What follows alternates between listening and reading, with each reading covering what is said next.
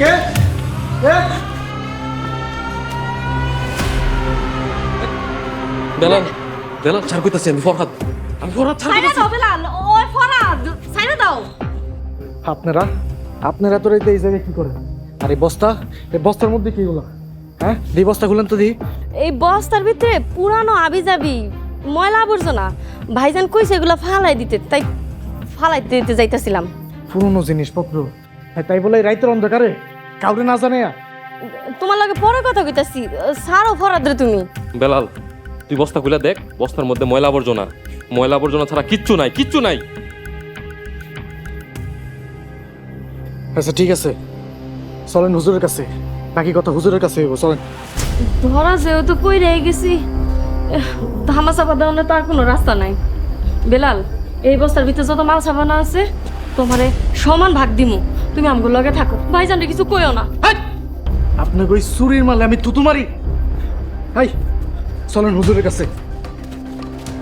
এই খারাপ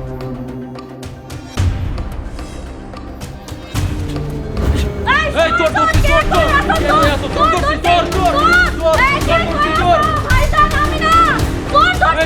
দেখে যাও। আমি না, দেখো চোর ধরছি। ছাড়েন আমারে। বেলাল, তুমি চুরি করছো? না না বামনি, আমি শোন না, এই এত রাইতে ফরাদ ভাই আর শুভ মিলা এই বস্তা নিয়ে চুরি করতেছিল। তাগুলোকে আরো দুইজন ছিল, আমার দেখে দুধটা পলাইছে। আর উল্টা এখন আমারে তারা চোর বানিয়ে দিতেছে। এই কোনো কথা কবি না, মাথায় টুপি মুখে দাঁড়িয়ে নিয়ে মিথ্যা কথা কস না। আজকে তোরে খাইছি। মার চোরের বাচ্চা চোরে রে, আমার ভাইয়েরটা খাইয়া পড়ে আমার ভাইয়ের বাড়িতে তুই চুরি করস। ন আর ভাইয়ের কাছে লয়ে আসো। চল। ওই ওই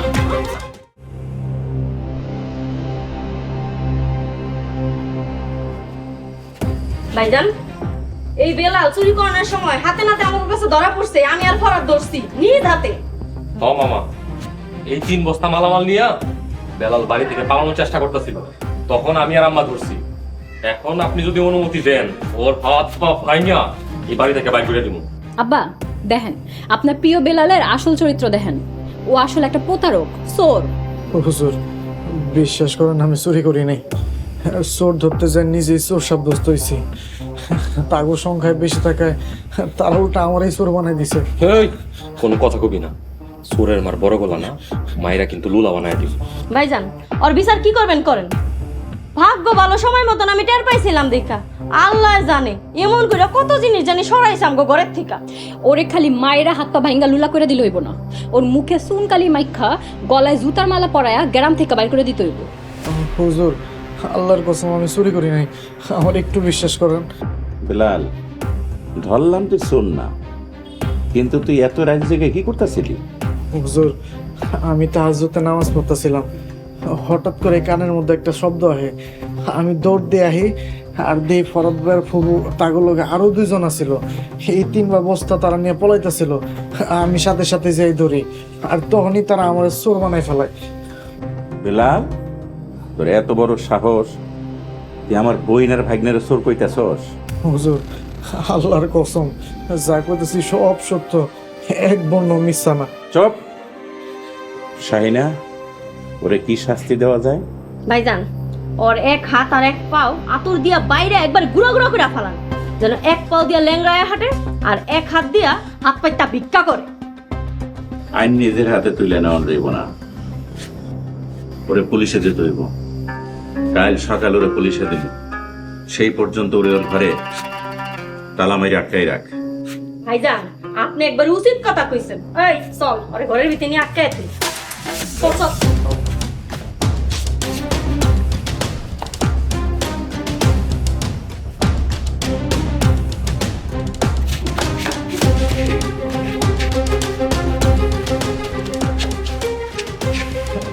আপনারা কিন্তু আমার সাথে বেইনসাফি করতেছেন, আল্লাহ কিন্তু সহ্য করবো না। ওই বেলা, তুই এত বোকা কেন?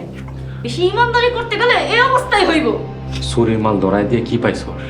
আজকে যদি আমাকে সাথে হাত মিলাইতি, তাহলে তোর পকেটে টাকা থাকতো, টাকা। অহন মায়ের খাইছস, আবার কালকেও পুলিশের কাছে যাইয়া মাইর খাবি, জেল খাটবি। ফাও বলো দেখটা। আস্তাগফিরুল্লাহ, ভুইলা যায় না, উপরআল্লাহ সব দেখতেছে। উপরআল্লাহ কিন্তু সর্বোত্তম পরিকল্পনাকারী। এই আপনাকে মতো খারাপ মানুষের কাছ থেকে আল্লাহ আমরা ঠিকই হেফাজত করব। কোনো না কোনো এক কাজের ওসিলায় আল্লাহ আমরা ঠিকই হেফাজত করব। হন বেলাল, এখনো সময় আছে। তুই যদি চাস ওহনো তোর আমরা সাহায্য করতে পারি। তুই পলাই আসা ভাইজান রে, আমি ম্যানেজ করবো। হ্যাঁ, আম্মাই ঠিকই কইছে। আমি মামারে কমু তুই আম করে মাইরা পালাই গেছস। কোনো দিনও না।